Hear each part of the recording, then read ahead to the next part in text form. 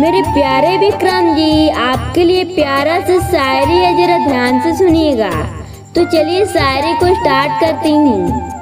विक्रम जी मेरी दीवानगी की कोई हद नहीं, कि विक्रम जी मेरी दीवानगी की कोई हद नहीं, तेरे सूरत के सिवा मुझे कुछ याद नहीं।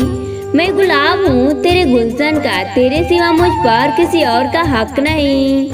I love you Vikram ji.